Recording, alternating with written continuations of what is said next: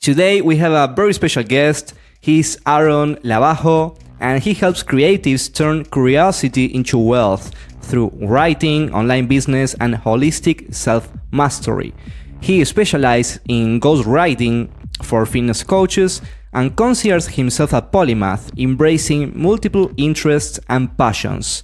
In this episode, we will talk about what it means to be a polymath, or someone with many different interests and skills. We will discuss the unique challenges of having many hobbies and how curiosity can guide you to ultimate happiness.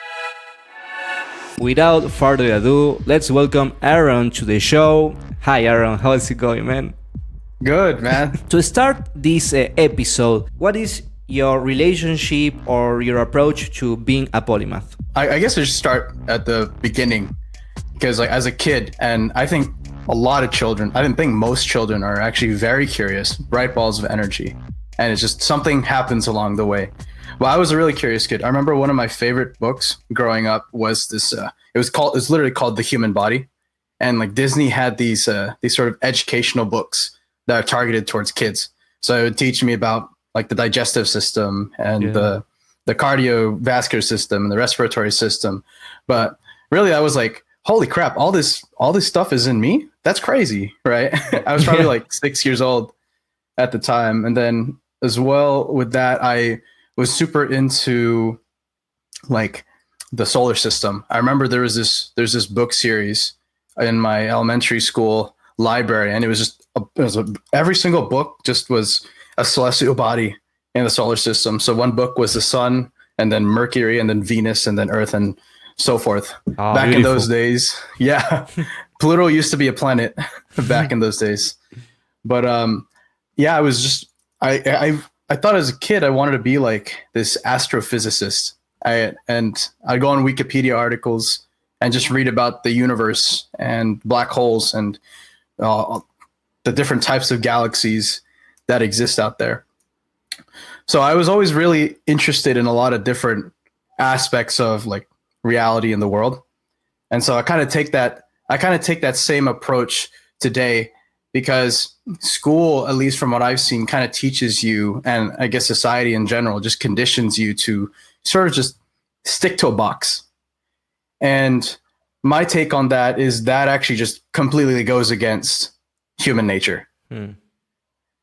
And at least that's what I'm trying to figure out right now, because that's the beauty about this whole creator economy thing, is like you don't have to have a thing yet. You can talk about building the thing as you're doing it, right? What I'm trying to figure out right now is kind of like piggybacking off of Naval Ravikant, right? Specific knowledge and following your curiosity towards wealth. I'm trying to figure out how we could, leverage our own like innate curiosity that, we're all born with. And that we can all, some of us lost it, but you can totally make contact with it again.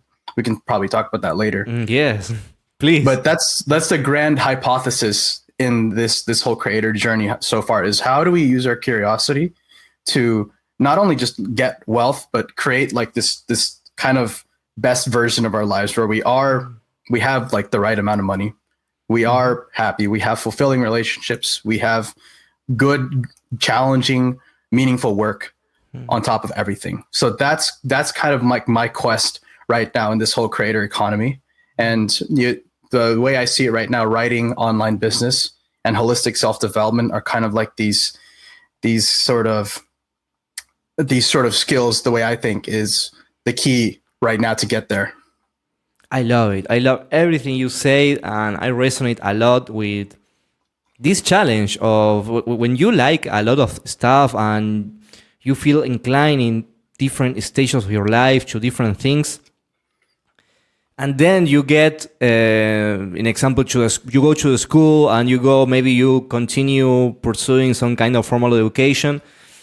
And that's true. It's the path of specializing in something, and maybe it's like trying to fit a square in a circle, like it doesn't fit. So that's also was my experience with school. In school, I had a lot of bullying. My approach was more into curiosity, art, that kind of stuff. It was a bit difficult for me. But yes, it was this pattern of liking different stuff. At first, it was music, then it was graphic design, and because I just could stay for hours doing something because I loved it and I just felt attracted to do it, and that just felt right. Then wealth was a problem, especially here in Argentina. Economy sucks, and we are always in financial crisis at a country level. So yeah, I come from a family also of like with a history of struggling with the money aspect, and it was a challenge for me to how do I survive and also be happy, because it felt at some point it felt like I had to sacrifice my curiosity and all these natural talents and inclinations and everything just to survive or just to fit into society. But we're living a time of opportunities in this creators economy, and I love that thing you mentioned about talking about how you build the stuff. That's interesting. Can you expand a little bit more about that? Because I got that's something I got like resonating about what you say. Well, yeah. So, we're living in a time now, I don't know if you've read like Lean Startup, but we're Yes, living in I don't know if I read that same Yeah. The Eric Ries book. Yes. Ah, Mhm. yes, Yeah, yes. it's got bright blue-ish book cover. Basically, um, we're not gone are the days where you need even like I even noticed this in e-commerce, bro. Like Amazon FBA, you don't need a brick and mortar store. You don't need all this venture capital like funded stuff to create anything, right? Because that was probably the biggest barrier to entry to any kind of entrepreneurial pursuit. Mm-hmm. And what has happened here with social media and the internet and now AI is like the barriers to entry for entrepreneurship and like doing stuff that's at the cutting edge of like what we know right now is it's basically it's never been easier than ever to get into it because it's basically free, right? So you have this thing on social media where you can simultaneously share and build an audience off the thing that you're building and also improve it. You have data, right, in the form of likes, comment, retweets, whatever platform you're on that validates ideas. And it's for free. You could test all this for free. Whereas before you had to run all sorts of campaigns. Maybe you need to have some sort of like a bunch of people and maybe a bunch of Excel sheets, like trying to figure out, okay, what's doing well? What do people want? It tells you right then and there. The market will tell you in the form of social media. So it's as someone who is like multi-talented, multi-interested, polymathic, you can go on social media and you can start talking about the things that you have learned along the way. And just inherently doing that, you're going to start attracting the people that, actually resonate with you, whatever like your specific slice of reality is. And that's the beauty of this whole creator economy is that you like this. It's kind of like this kind of vessel for you to amplify your unique interests, your unique self, and reach a whole lot of other people. Yeah, so it seems that for people like us, people maybe we have different interests, we have different curiosities, we don't fit into this scheme of okay, I do a career, then I pursue a job, a career for my whole life, and that's it. We don't fit in that kind of scheme, and also probably the people listening to this podcast neither. So it seems like we have this opportunity to use social media as a way of validate our concepts or ideas. And when you talk about validating, you mean about validating interest, or what is it that we are validating with social media? So I guess we could probably take a step back here. I mean, it really depends. on it's really unique to you and what it is exactly you're building. For example, one of the guys that I'm following right now is or you could actually we could look at Alex Hormozy. Yes, When yes. he literally put up surveys on his stories for $100 million leads. Like he would literally split test the titles and be like, yo, what title do you think is better for the book? So you could take it like as like matter of fact like that, and you could literally split test. Okay, how is this product going to turn out? But then there are also like the ideas that you're writing about, right? Like let's say we're in the whole content game, and let's say you're learning about I don't know spirituality or like Eastern or let's just say Mahayana Buddhism. And you are learning how to you're giving like life tips through the lens of Mahayana Buddhism, whatever that would be. And, it gets, for some reason, it gets engagement, right? It gets a lot more likes. That's signal that people want that stuff, right? Or they would like some aspect of it. And so then you look in and you're like, okay, why did this do so well? Was it the formatting? Was it the ideas? Like, what about this did so well? And that signal, that's for you to tune into and start doubling down on and exploring further, right? So those are like two different approaches, but that's basically kind of creating the path for you to follow. Yes, and this is exactly resonating with the idea of the lean startup, which is validating first the market need. We are talking about marketing here. So if anyone's listening to this episode, we maybe are talking about creator economy, maybe talking like everyone knows what is it about, but it will be like this moment. Please correct me if I'm wrong, because I'm not a specialist in this. But it will be like this kind of economy in which you can create your own business out of creating content. And this is a special opportunity that is probably not very, I don't know how many years since this start, but it may be 10 years, 20 years is very new. And this, if you are a polymath or a person with a lot of interest, you need to learn about this, about marketing and about how to, about everything we're talking here. An example, what Aaron is talking right now about validating an idea and validating someone liking some idea or having some kind of need. This is about validating product market fit. Probably you saw that concept in that same book, which is you have a product, you have something that the product is yourself. In this case, is your own personality, and the market and product market fit will be to find that connection between the product and the market, which is the people, the audience.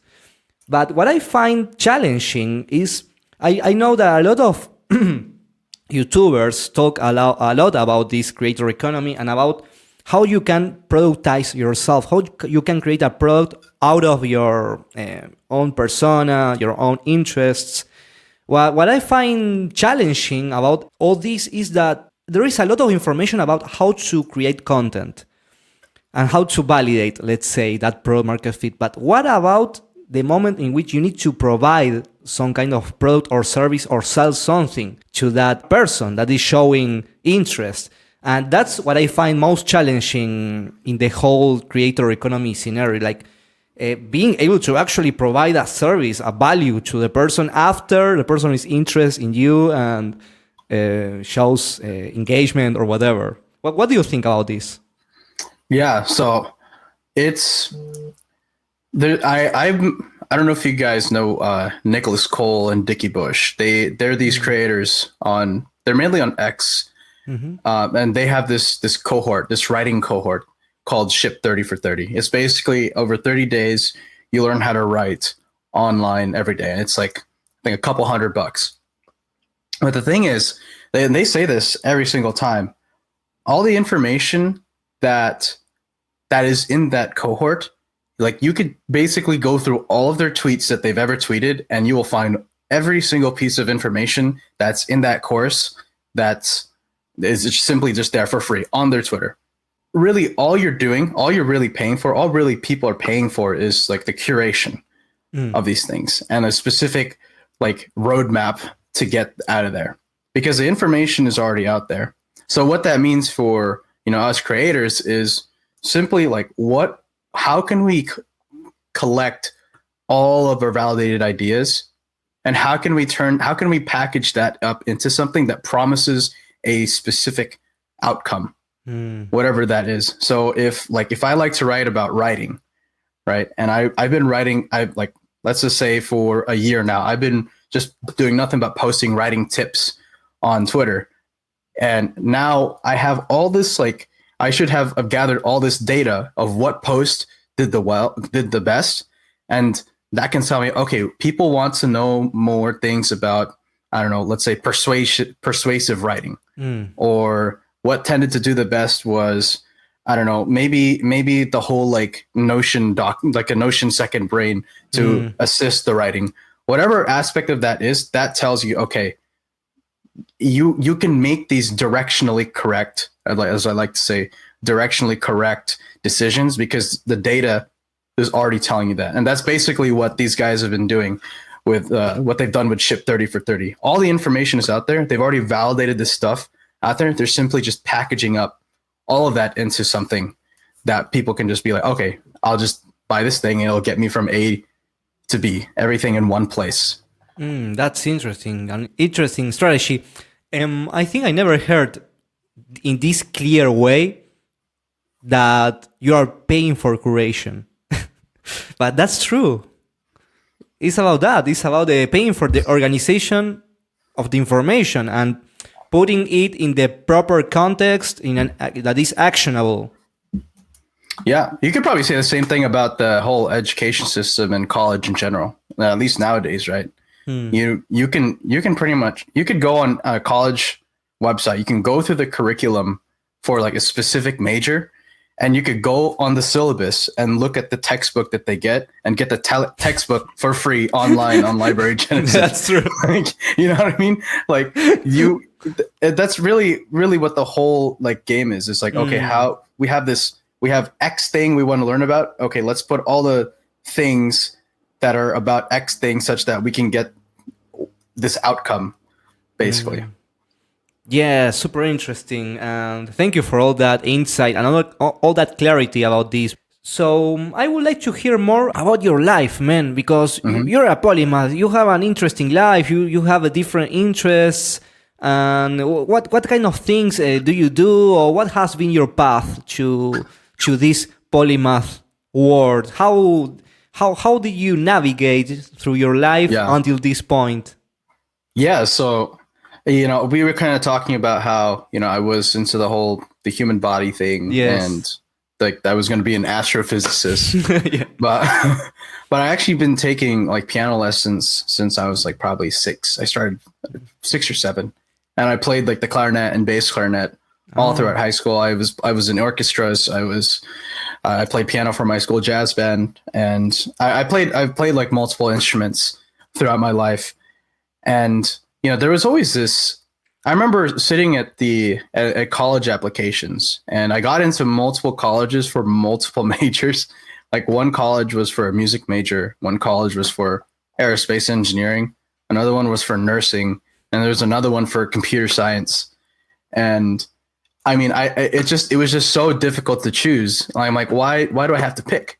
And I ended up going with aerospace engineering. And I actually do not regret it. I met a lot of really cool people along the way, and I did some really cool stuff. I got to design liquid rockets and learn how to build liquid rockets and manufacture them. And it was really fascinating stuff. I remember that was basically the gist of what I was doing during COVID. I was just reading this liquid rocket textbook from the 60s, because that's when they all got the data was from the 60s. Wow.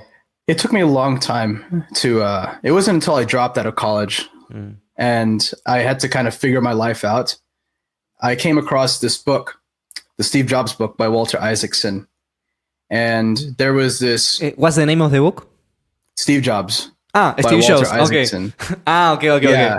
Got you.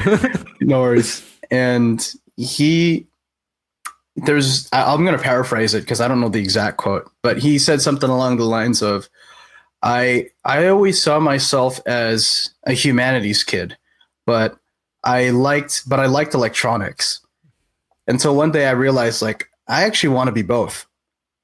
I want to be someone who stands at both, and that's what Apple is about. Is standing at this intersection of like the arts, the humanities, and the sciences, and that is basically like the whole like philosophical framework for when I read that book, because that was like kind of one of the big light bulb moments, is being okay with being someone who is kind of towing the lines between these seemingly different worlds, and understanding too, like the true understanding is realizing that these kind of planes of, I guess, these fields, they're actually really not that different. In fact, they're deeply interconnected. So it's kind of understanding that, first of all, I think is like really the key to start unlocking or living at your kind of full multi-dimensional self. But I always say that, use curiosity as your compass and not what society like tells you to do. Because society is always going to have like this one thing for you that it expects you to do. Like for myself, my family, like all nurses. And that was kind of the thing, is like, just be a nurse. Why don't you just be a nurse? Right. But and that's not necessarily I had a problem with nursing in itself, but I had a problem with just kind of picking this one specific thing and just sticking it out for the rest of my life. So in terms of like my life, yeah, I mean, what I still love reading, like ChatGPT was like super transformative for me. Like honestly, one of the most, because now I had this place where I had no judgment. I could just ask it whatever question that I wanted to about anything. So now it's like I'll have ChatGPT open and I'll be reading through like, I don't know, some physics book, and I'll just ask him some questions about it, and then it starts descending into like whatever discussion it leads me, right? It's like this new form of like creative inquiry. So I think like, I know I'm kind of just going off here, but in terms of like living like this polymathic lifestyle, I think using your curiosity as your compass and really like doubling down, okay, what are the things that as a kid that I used to really enjoy that I kind of just stopped doing because reasons. And that's basically what I've done, because now I'm kind of back where I was before, where like I'm reading about like astrophysics. Like I actually re-downloaded all my engineering textbooks so I can like read through like the math again and all the stuff that I learned along the way. And I'm doing it purely for the sake of doing it, not for, a freaking test that I'm going to get like a number out of 100 for. Yeah. So it's understanding that, like following your curiosity. I'm going to say that a lot. Yeah, that's perfect. We should repeat it time and time again, using your curiosity as a compass. And that thing that you're mentioning, doing something just for the sake of doing it, there is this cool word I found out. It's called autotelic. Autotelic. I'm saying it right in English? Yeah. I believe so, yes. Yeah, it's when you are doing something just for the sake of doing that thing. There is no outcome outside of what you are doing. To be honest, that's also how I feel life, or how I approach life, or how to make it meaningful. Because you know what? For me, money, okay, it's good, but there is this obsession with money in general in society that it's like a virus in the mind of everyone, and it's super easy to get entangled into that and forget about these things that can give us a pleasure and fulfillment just by doing them. It's for free. It's it takes time, of course, but it's something that is available for you to just do it, and no one's stopping you to do it. And so I think we both of us share this concern about how to solve the money problem, but not to have a lot of money and be super famous or whatever.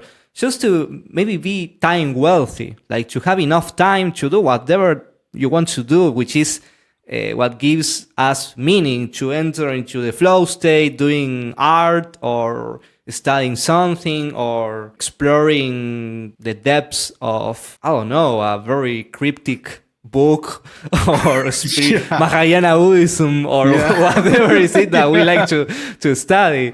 But well, one of the things that got me super hooked in my life with this curiosity and everything was the big questions of life.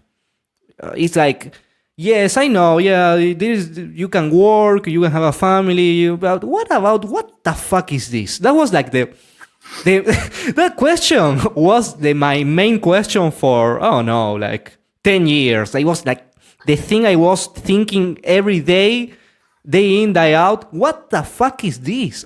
Why I have a body? Why I have hands? Why does this even exist? That kind of very basal kind of a reflection, and obviously that brought me to spirituality, to Buddhism, or everything. I started with exploring that when I was 13 years old, doing like trying to do astral traveling and that kind of stuff. To be honest, this curiosity was catalyzed by my father's death. When I was 13 years old, he died very suddenly in a way that nobody could predict. So I was very curious about that. Like, why? How is it even possible that someone that you love and you see, like you're talking to him, and just 1 minute after that disappears completely? It's boom, finish. That thing blew my mind, and that's how I got very hooked into these kind of deep questions, spirituality and what's life, what's death. And I know you have also your own curiosity in spirituality. What's your take about pursuing spirituality or relating to it? Yeah. First of all, thank you for that. Thank you for sharing that. Condolences, brother. No problem, man. And we are in a really pivotal moment in humanity right now. And I don't know if, maybe several people have noticed it, but, all across the world, we are seeing more and more like severe mental health crises. Like anxiety is going crazy on both genders. Like us men, we're most, like statistically likely, we're the most likely to kill ourselves. Right. And, women are having it rough too. Like I think teenage mental health for girls is like the worst out of like any demographic. And I'm going to lean on Ken Wilber here. And it's because, and I don't want to say it's like one specific problem, right? It's a complex, multifaceted issue. But I think, there are things that we lost along the way. There's like wisdom that we lost from spirituality and, the secularization of society, that they're like these deeper truths, and like being able to assign meaning to your suffering that we just cannot get in today's world. And I get therapy a lot. I think therapy is really important. But a lot of therapies, like let's say like cognitive behavioral therapy, like that's really mainly like about how to attack your emotion, like how to treat your emotional patterns. It's mainly more of like emotional / intellectual, more so than spiritual. And so when you understand, like I think that's really important, is being able to understand that, there are greater things out there, like beyond like your current, like, let's just say like sphere of consciousness, you could say that, that there are greater things out there. And like having that sort of humility and understanding that, look, like there is more to life than what there is right here, right now, is like what is, like, I think a step towards, like, especially as a polymath, right? And especially as being multifaceted, like you're kind of in tune with reality in a way that not a lot of other people are, right? Because you are kind of like in tune in like with like the interconnected nature of it, right? And so all that to say is, I think spirituality is something that we all kind of lost and that we need to kind of find again as collectively. Yes, yes. I like that definition. I resonate with that, especially after all the last crises in human history, all the wars, all the big failures, let's say, of society and the perceived direction of humanity. There is this crisis of meaning, and well, there is Yes. this very good author I like, Sean Vervaeke. I don't know if you know about him, but he has a series of videos in YouTube called Awaken into the Meaning Crisis, which he speaks exactly about what you are saying right now. Awakening to the Meaning Crisis is a little bit extensive. I mean, it's like 40 videos of 1 hour, and the guy is explaining, and he explains very well. He explains the history of the cognitive evolution of the human. So it's amazing because he explains to you how the way of perceiving reality has evolved during the centuries, and why and how the sacred books are reflecting in the way they are written. They are reflecting the way we are perceiving reality at that particular point in history, and it's super amazing. I love that. I love That's the so cool. Sean Vervaeke is super recommended for anyone that is interested in this meaning crisis and is interested in connecting science with spirituality, connecting history with spirituality, and taking away a little bit of the woo-woo, let's say, the woo-woo factor on the word spirituality, because this is the problem with the word. There is a lot of things that enter into the umbrella of spirituality. You have people that they are all into chakras. Oh, yeah, I need to tune all my chakras to have everything perfectly aligned. And that's like one thing, very different from the Buddhist approach that is about not attachment and not really not getting entangled into any kind of ideas. So if you are entangled into trying to perfect your chakra alignment, you are still entangled, and that's still suffering from the Buddhist perspective. So there is a lot of different levels, I think, or I don't know, it's like levels of that something is more deeper and more true than something else. Yes. But they are talking about different things for sure. Right. I think. Yes. So, what's your approach to living in a spiritual way?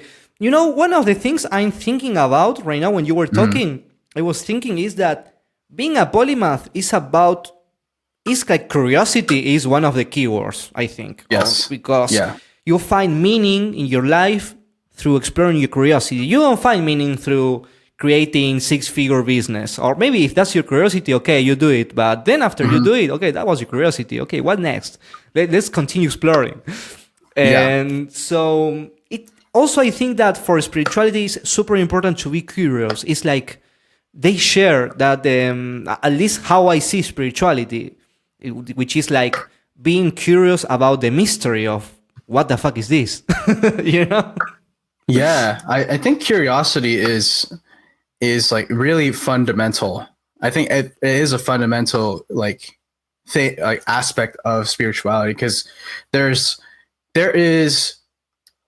thinking, right, in the intellect, right, thinking through ideas, but there's also contemplation.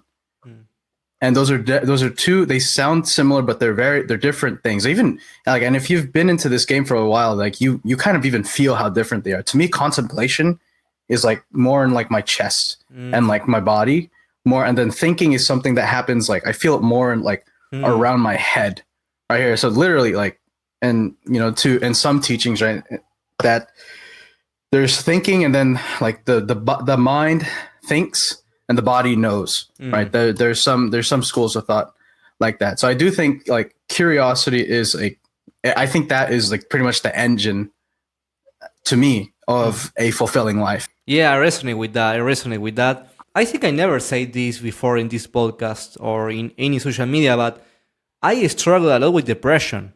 I think I never said this before. But yes, I struggled for a lot of years with depression because I didn't feel any meaning into what I was doing. I felt disconnect. I wasn't properly diagnosed with depression, but I had all the symptoms like not being able to get up of my bed, like that kind of level, like feeling my body very heavy and not feeling motivation. And it was in this stage of not knowing what to do with my life because I felt so different. My way of coping with that situation was spirituality. It was the spiritual seeking. It was a way of continuing this curiosity in a way that wasn't depending on any external circumstances. It's something I could do just in my room, alone. And it was a long period of there is this word called dark night of the soul. I don't know if you heard about this. This is like a concept. It's a Catholic concept, but it is trying to point to a very common experience in the spiritual life, in which you feel disconnect with with the sense of something higher, or something that brings everything together, or gives some kind of unity or meaning to what you are living. So maybe I got a little bit back to the previous subject about this meaning crisis. It's like the entire humanity is living this dark night of the soul a little bit. Maybe it's a process of this process of resignification of everything we are doing. No, that's really fascinating. That, first of all, thanks for sharing that, because I actually felt this very similar thing. Like, I was also like very like depressed throughout school, and it's weird because you have these, in the back of your, I would say even in your heart, that like you're meant for better things, like not in a like achievement like type of way, but just like, I know like I'm capable of greater, and I want to do greater things. But you're just kind of like, at least for me, I was like, I just felt trapped in this kind of this weird paradigm that we're in. But to what you're saying about the dark night of humanity, I always like to think of humanity as like this average person. If you were to take every human ever and take the average of that and put him in a person, like he would experience life just like any other human. He would experience trauma. He learns things. He makes mistakes, and he also just tries to be better, right? And so this is the part right now where, yes, we are definitely in like the low part of the hero's journey, if you will, and we kind of lost something. And I think with the emergence of, what we're seeing in technology, what we're seeing in AI, we're due for another like resurgence of humanity. Oh, there is this author. He talked a lot about AI before AI was a thing. Let me think about the name of this guy. Is it Ray Kurzweil? No, Nick Bostrom. Nick Bostrom. He created a book a few months ago. I think it's Utopia, the name. And he is crafting a future scenario in which technology is helping us to realize ourselves. It's different. It's not like, technology is going to destroy our sense of meaning, and we are going to, like, that kind of pessimistic scenario. No, it's about how technology will help us create this new human, this new level of fulfillment for ourselves. And to be honest, I didn't read the book, but I know about the concept of the book, and I think I'm hooked on that. I think we should read that. Yeah, that'll be a signed reading. We'll start a book club. Yes.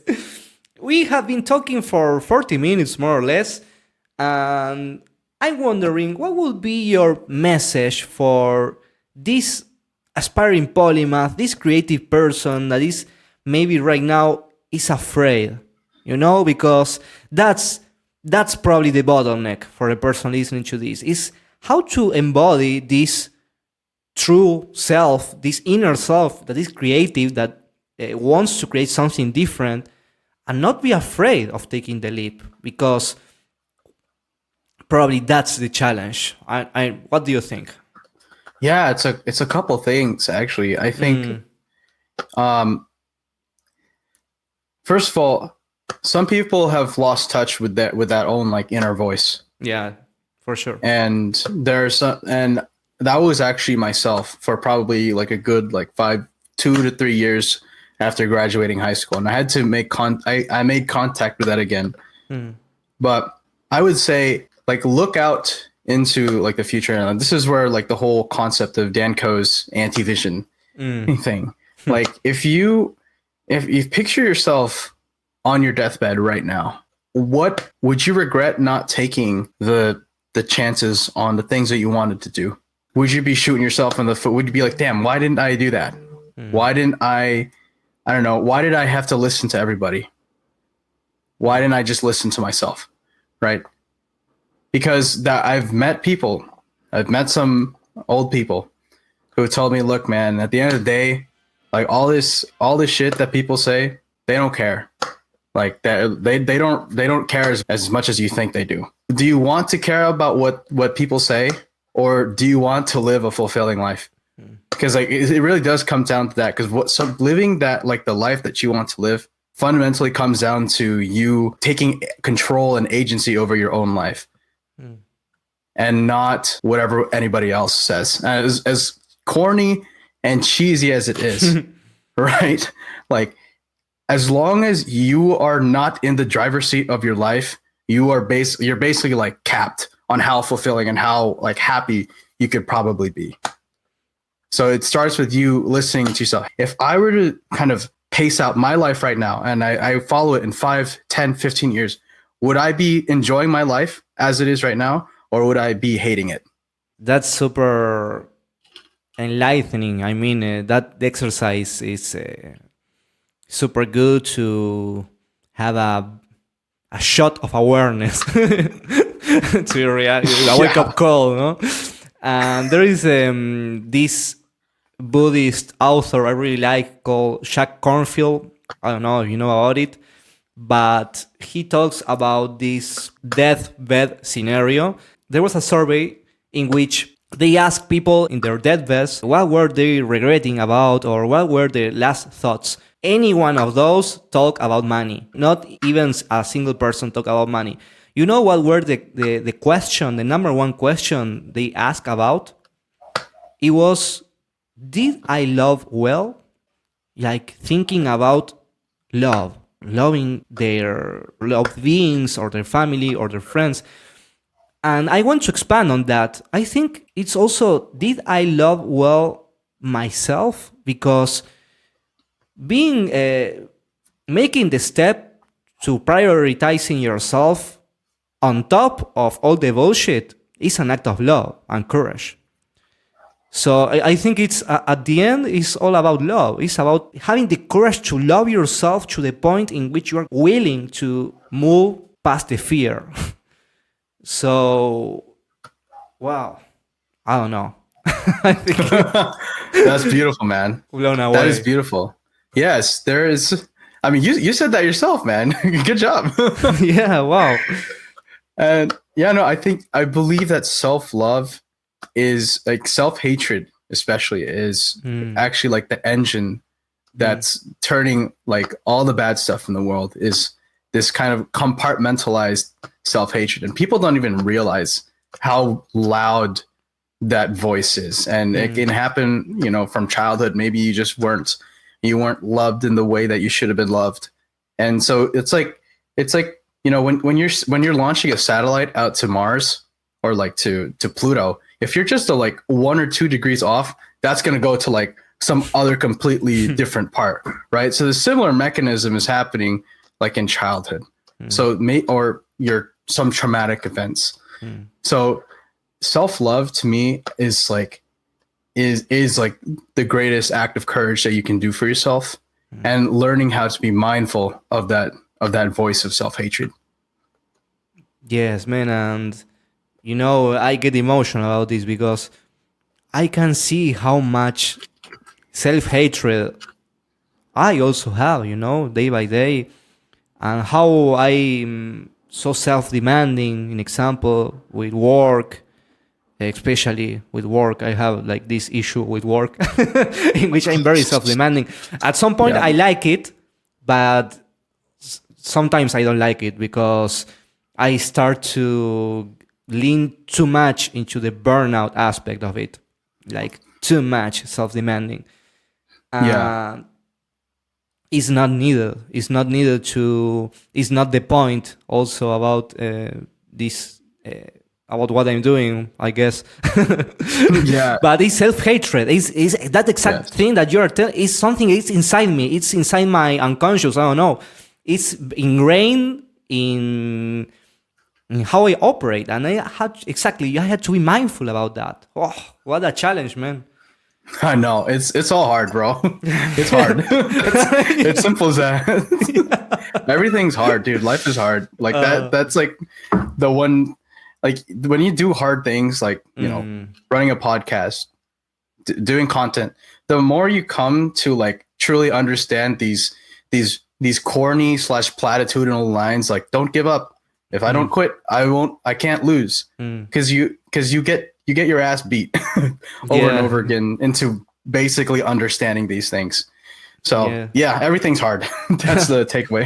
Yeah, the invitation for people listening to this episode, yes, is to invite you to this act of self-love, this act of embodying who you are deep inside you, and doubling down on awareness, doing this shot of awareness and doing these kind of reflections Aaron proposed, this anti-vision exercise. Look at yourself with love. Do I really deserve that kind of reality for me? What do I deserve? And make this step to curiosity, to courage, to create this new thing and figuring it out in as you go, because this is how it looks. It's about figuring it out as you are walking. There's no other way. So, Aaron, I'm very grateful for your trust and for your openness in this episode. We talk about a lot of things. I really enjoyed it, and I'm sure that people listening to this episode also enjoy this honest conversation. Thanks, brother. Appreciate it. Yes, and how can people reach to you and reach back to you and talk, make some questions or relate more to your content and your craft? Oh yeah, so I'm on Threads and Instagram. If you have any questions, like DM me. Literally just my last name, first name, Labajo Aaron. Okay, nice. So Aaron is open to talk. So if you're listening to this and you resonate with these ideas, don't hesitate to do it. Thank you, Aaron. And well, this we are wrapping up this conversation. Thank you for being here, man. Thanks, man. Thanks for having me. This was the Creative Action Podcast episode with Aaron Labajo. Thank you for listening and see you next time.